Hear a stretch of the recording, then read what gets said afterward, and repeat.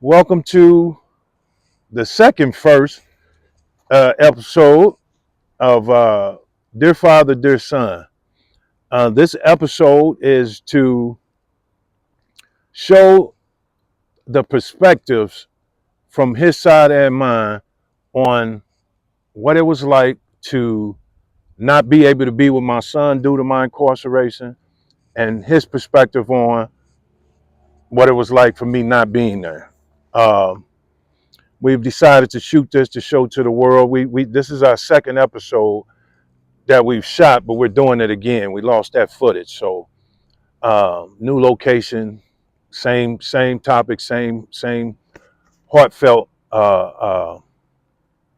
Just giving y'all what we got. My name is Travis, aka Ram, and this is my son, Travis Jr. I'll let him introduce himself. uh, uh, he got a lot of AKAs. At least I've seen quite a few over the years. But yeah, we'll let him introduce himself. As my father said, I am Travis Jr., aka Travi Trav, aka Travi Swink, TL Swink. I've been a bunch of things Yes, in my indeed. life, and everything has been authentic, every single one of them. So Word up. sometimes you just got to switch your style up a little bit. But yeah, we gonna speak from the his perspective of being incarcerated, and then my perspective of just not having my father around growing up. So without further ado, we're gonna get into it. Yep. Uh, again, first memory and first thoughts on your earliest memory of my not being there. So my very first memory was I want to say it was like second grade, maybe first grade. It was a donuts with dad at school. Um, I remember. So even though not all of my peers had a dad around at the time, I Mm-hmm. remember there being enough of them to where it was like, oh man, my dad not here. At first I was just like, I'm enjoying my donut. I'm a kid. I'm just making sure I got my little nourishment or whatever. Mm-hmm. And Right. then I looked around and it's like, ooh, I I don't Mm. have one of those. Mm. So it's that's the first one I can recall for sure, where it felt like I was missing something Mm-hmm. in my life. So yeah, that's my first memory. What was yours? Mine was, and mine is a little more to it because initially when I was locked up, I didn't have I didn't have a long sentence. It was maybe supposed to have been just a few months. So I didn't give it that kind of thought until um, and this memory still bothers me. Um, I about after doing about 10 months in the Missouri State Penitentiary, I remember my case manager called me in and she said, Mr. Jones, we got good news, we got bad news. She said, the good news is you get out in 8 days. Bad news is you go see the board in 5 days. And I remember I was excited. I'm finna go home. I remember I called your mom, told her put you on the phone. She put you on the phone, and then I told you, son, I will be home. Your pops will be home next week. Whoop whoop whoop whoop whoop, and everything that came with that. And went to court in 5 days and got 10 years. And it didn't matter that I was telling the truth when I said it. Um, it turned to a lie because I never got out, and it took another 8.5 years before I came home. Yeah. That haunted me the entire time because to me, it felt like you knew. And I remember you saying you didn't remember Yeah. that event, but I didn't know that. So to me, it tormented me like, man, he think I lied to him. He had to have known that I lied. Mm-hmm. You know what I'm saying? And a part of me wanted to just see it as even all the future MIAs, when we disappeared, played the disappearing acts on each other. Yeah. It all, to me, it all kind of stemmed back from That one from time. that one lie. Yeah. As crazy as it may sound, that's just how it felt, man. Yeah. I still think it's crazy because it's like for Thank you. us, for me, like I said, I don't have no recollection of that phone call Mm-hmm. at all, and so the reference points we create for the future, I guess you could say, when things are happening, is crazy because it's like on one hand that's something that tore you up for years, you know, and then for me, I didn't remember it, Yeah, so you it's just free. like I didn't You have no. free from it. Yeah, I didn't have no emotion tied to it or any kind of reference point for it. So Mm-hmm. it's real interesting that we can lead our lives holding on to things, and somebody else may not have any Very. kind of tie to it. Yeah. Yeah. That's that go to for me. It's similar to unforgiveness, or the ability to forgive, because you can hold something for your whole life, Yeah. and that person has no clue that you don't forgive them, even if they in some cases might not even know the offense Mm-hmm. that you are holding against them, and you can be mad your whole life, man, and put them bricks on that prison and that prison around you, and that person free as a bird. They done went on with their life, and they don't have no clue that you still going through the emotions, Yeah. of whatever it is, whatever you can't let go or forgive for.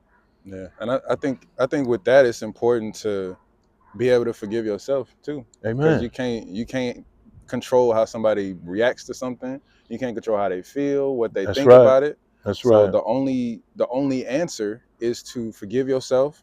Make sure your spirit is right and how you want it to be, because otherwise, like you said, you're gonna be feeling something that the other person has no idea you thinking or feeling or True. anything. True So that. True they're not that. gonna have no tie to it. So yeah, I get you. When it comes to and just know I'm trying to the theme I'm trying to stick with is first, because this is the first episode, Yeah. most of our first. What is I know the donuts the donut social uh was a big thing for you in your first, earliest memory. Yeah. But what is something, if you could say it was the one thing, man, that I miss, that I wouldn't at, besides the donut social in kindergarten, what would it be? Would it be, is it any one event, or is it a series of events? Mm. If I had to say one event, it was probably the first time I like played baseball. Mm-hmm. Knowing that you wasn't there, because I think I talked to you about it on the like when on the Because I call. saw a picture. Yeah. Yeah, somebody sent me a picture, and you was mid swing, the ball was in the shot, and I'm talking about, you had rear back, leg went out, the whole nine, and you was mid And swing. I for sure hit that one. I remember Yeah, that yeah, picture. you looked like you was finna send that deal, Yeah. and I was thinking, dang, look at my boy, man, Yeah. he doing it. I think with that, it's just the idea of you not being there, knowing that it was so many dads coaching Uh-huh. their kids while that was happening. Mm. Um, not being able to look over and be like, yeah, my dad, he's Right. Did you celebrating just see my, that? Did you yeah, just see that kind that? of thing. So it's Oh like, man. I think that's one of the times that I remember for sure, because it's been stuck with me for years too. Uh-huh. So Right. And as things go, you can forgive. It's very seldom that you forget. yeah, You know what I mean? for sure. Um, I, I mentioned this in the first episode that we launched, but I'll reiterate, the first time I talked to you, I called you on the phone from prison. Not the first time I called you, but this was the first time it happened. Your mom was with your brother's father, Mm. and I remember calling home, and I remember you got on the phone, and we used to have some good talks, son. We Yeah. did. You was always happy to talk to me, and that made my day because I was in such a miserable place. Yeah. But this particular day, I called home, I called your house, and you got on the phone, and you was excited. You was excited not to talk to me. You was excited about something else About you was something. already doing, Okay. and it turned out to be St. Louis Cardinal game. Mm. You was either finna go or you just came back. Mm. And I was asking you about what you doing, how you doing it, what you did, or this, that, and the third. And I don't remember nothing else for real. All I remember you doing was pausing and saying, hey, dad, woo, woo, woo, woo, woo. And I'm talking about, man, you talking about the wind. Oh my God, the wind went out my sail. Mm. I was crushed. And I knew, of course, I'm mature enough to not get upset at you. I can't. Yeah. But the reality of it, man, the reality is that of somebody else in my place, in my shoes, and he got the title. You know what I'm saying? I'm Pops. I'm always gonna be Pops. But good Lord, when you come in and hear you say that to that man, oh my God. I can imagine. Yeah, words. That's another one I don't remember. I bet. I do remember going to that game though. Do you? But yeah, I don't remember the phone call this time. Yeah, and I, of course, I didn't say nothing. I didn't even say nothing to your mom. Yeah. I took that on the chin, tucked it in, went back to the cell, shared my own set of tears, and processed it. And in that process, I had to accept it's my fault. You know what I'm saying? However that feel, however that look, whatever that turns into, I put myself here. Uh, um, and I used to go back and forth with your moms about it. Initially, it was a thing where I didn't own, I didn't accept responsibility. She set me straight several times. She set me straight to the point where, damn, I'm talking about, man, the pill about that big, Yeah. but I had to swallow that. Mm-hmm. And so literally from that day until this day, I've always been able to see my part, and I've always been able to own up to it, even if it's to nobody but me. Yeah. You know what I'm saying? I lie to a judge in a heartbeat, man. Yeah, skip that.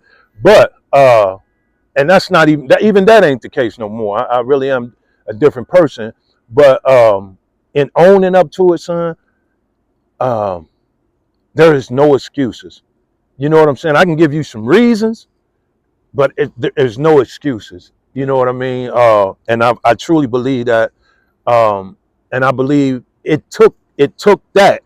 It took owning it, everything. My drug use, my criminality, my criminal thinking, my living for the streets, living for this, that, and the third.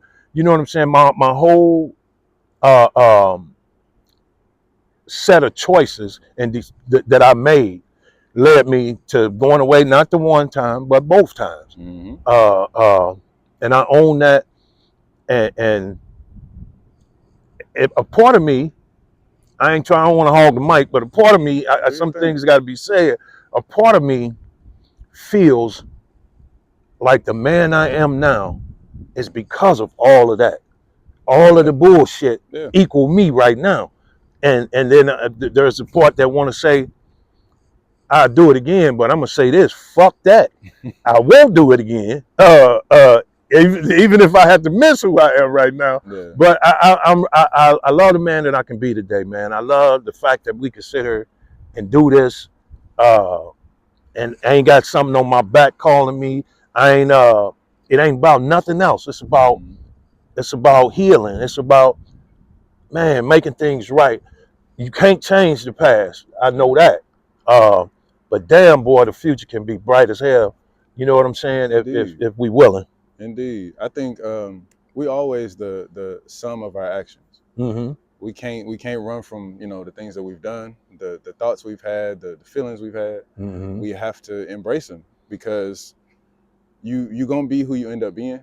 Of course, you have the power to change that, but if you fumbling through life, or not making no kind of plan, not taking no action, and not owning up to anything you've done, Right. you're gonna end up being somebody you don't like. Absolutely. And so I think you've done the work. You've had the solitude to think about, who you are, who you want to be. Mm-hmm. And now you got the point, you at the point where you can bring it out and be that person. Right. So I think you, everything that you did and that you went through previously had to happen. Right. Even if it wasn't what you wanted to do at the time, obviously. No doubt. You gotta get to that point where you realize everything happens for a reason. I feel like. Right. And it do. I at 50, at the age of 50, I get it. Yeah. You know what I'm saying? I thought I had it many a times, but at the age of 50, man, I get it. And I want to say too, the solitude of prison. Prison did not change me. I was changed before prison. Prison gave me the space and the place to allow that change to occur. But it didn't change me. Prison is horrible. I don't wish it on many people, even though it's some cats. It's some cats that deserve that. Like, if I see you on the street, it's like that. Keep your creepy ass right where you at. For real. You know what I mean? Like, prison is a necessary evil. But it is some real solid people in prison. It's people that deserve grace and mercy, second chances, and there's some people that ain't never getting out. But prison didn't change, man. I want to say this too, and just in case it matters to somebody listening. 6 months before I went to federal prison, I was baptized. My son showed up at the baptism and everything. And I'm going to say, as a believer, came out that water, y'all, nothing changed. Nothing changed. But everything changed. And I say that, and as vaguely as it may sound, that is exactly what it is, though.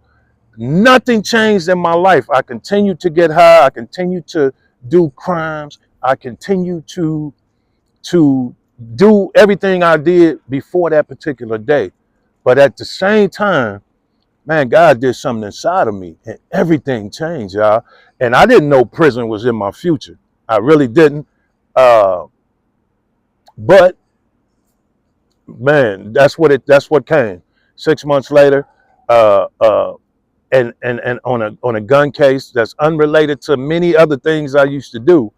That's what landed me in the feds. And it gave me the years. He even gave me more time than what I was supposed to get and what the mandatory mandatory guidelines stated. I ended up getting 12 months more than that, because in feds they punish you for everything: past crimes, current crimes, pending crimes. They don't give a damn. And if you think they playing, go and play with them, and I'll let them show you like they showed me. But they do what they want to do.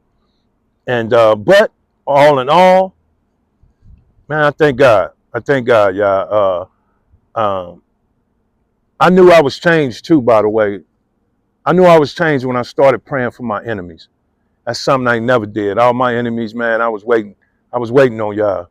But I pray for y'all. I really do. I pray for everybody healing. That's how I knew something inside of me kind of had changed. So. Yeah, but I don't know if I got that one yet.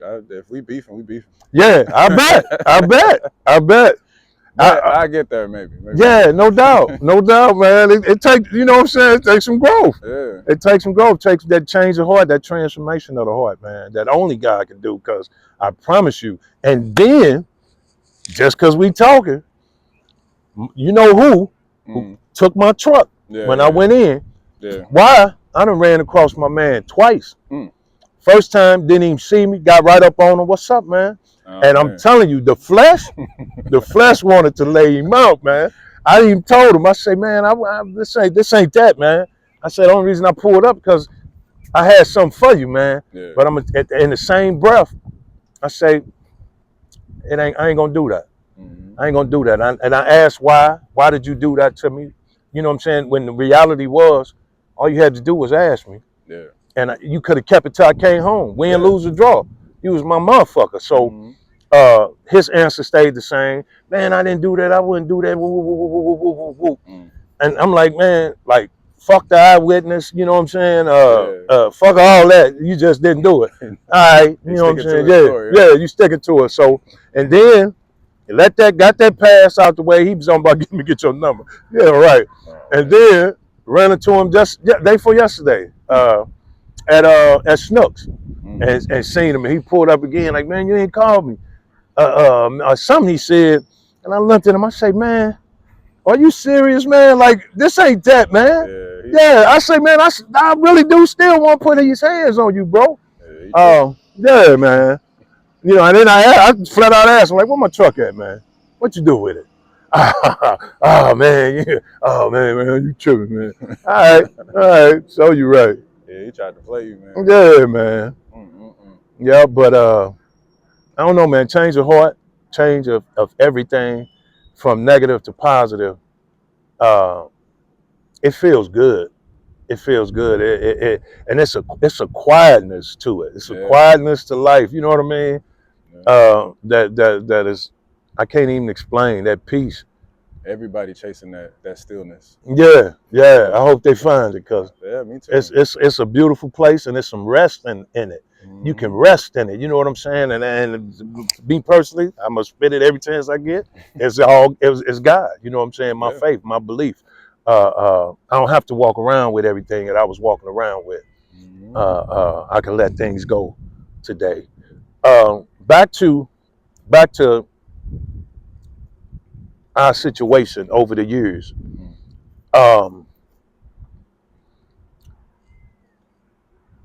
Initially, I'm gone. I'm out of your life. You growing up without your pop, right? For me, it was a thing where outside of the visits that when my parents brought you up, all I had was the few letters that you sent, that your mom helped you write or whatever, and y'all reached out. I always begged for the visit from her and you. I believed it was essential, crucial to our bond. I believed a child, and this is just my belief, right? Yeah. I believe that as my child, as my son, I believed it would have benefited you in whatever way. I can't say, I ain't no psychiatrist, but I thought it would have just really benefited you to see both of your parents together with you sitting there talking. And of course, you can believe something, you can feel a type of way, but you can't control other people. So that didn't happen. Your mom, that's not what it was going to be. And I had to accept that too. I understood that. Do you think, this me asking you, do you think that would have mattered? In the scheme of things, I don't think so. Okay. I think that my mama had already moved, past that kind of sit down, I think. And for me, I don't know that I certainly wouldn't have connected the dots when I was a kid. Right. Because my reference point for, seeing mom and dad together was TV. Yeah. Wow. I wouldn't have been able to be like, this is important for me at the time. But I think that just as an adult, I can say I don't think it would have changed anything. Because it's still, you still were away. My mom was still, living life. Right. I was still trying to figure things out. So that still would have been the outcome, I think. Regardless of if the however many visits it could have been, that still would have been the outcome. Right. Do you remember being sad when you used to come on visits? Do you remember that? I remember the journey was sad. just because it seemed like it was a long journey. We was going to Jefferson City. The drive, yeah. I was going to Jeff City. The drive was long, but also knowing once we got to the place, the whole process of I gotta lock all my things up. I gotta go. You remember that? I remember these things. Yeah, I remember those things for sure. I used to dream about them for a while. No kidding. But you know, damn, son. Putting my stuff in the locker, going through the little metal detectors and stuff, seeing all of the police. Mind you, I didn't have a positive opinion of the police. I couldn't. Who did? So, yeah, who could? Who would? It's like I'm seeing them and they like, you know, enforcing. I'm gonna make sure you go this way. Don't look over there. Go this way. That kind of thing. COs. And it was like, it felt oppressive while I was there, man. And I know obviously it was for you, but even for a visitor, it felt like the walls was closing in. No kidding. While I was there. So I remember that feeling. I don't know if it was sad per se, but it was just like a melancholy kind of. Yeah, like damn, this some bull. Yeah. This some bull. And then the food that was in like the vending machines, if we didn't bring it, wasn't all that good. So it was like, I remember them little, I think that was big AZ burgers. They was. I wasn't rocking with them, man. Yeah. And I used to love them things with some red hot ripples on it. Yeah. But you know, compared to prison food, that was some good food. For sure. Yeah. For sure. I fully believe that. Yeah. Do you know I have footage? I have footage of you, green and white shirt, striped shirt, at my graduation from ITC. They show you, my Mary and Papa, my mother and father. They show y'all walking in, and I watched it the other day, and I'm telling you, you about this big, man. And I was like, damn, woo. I don't remember that at all. Yeah. I'll show it to you. We'll have to add it to one of our videos. Yeah. Just because we got the footage. Yeah, we got the footage. But there are so many levels to this, right? We just in opening, I wanted to just get them a taste of some of the issues, but as we go through this podcast, through the series, we're gonna start peeling back these layers. There is I'm certain, because I know, because from my end, but you can tell your end. There are, I don't want to say darker levels or darker layers. Just deeper layers, deeper, because some of the things that I've experienced went deep. You know what I mean? They go much deeper than just surface talk, and I want us to talk about it. Just like I'm almost certain there are deeper levels to your feelings and thoughts on different things. Indeed. Yeah. So as we go, we'll start peeling them back, man, and see if we can do some healing, and see if we can help some people heal. You know, anything else you want to add? For now, man, all I'm gonna say is just keep your head up. For everybody watching, me, you, all of it. Just keep your head up. It's a crazy world. It's a lot going on, and we need these kind of talks, these heart to hearts, to keep it moving. So I agree. Keep your head up. I agree. Yeah, y'all stay safe out there, and from Big Trav and Little Trav, we'll see y'all on the next one. All right. All right. Peace.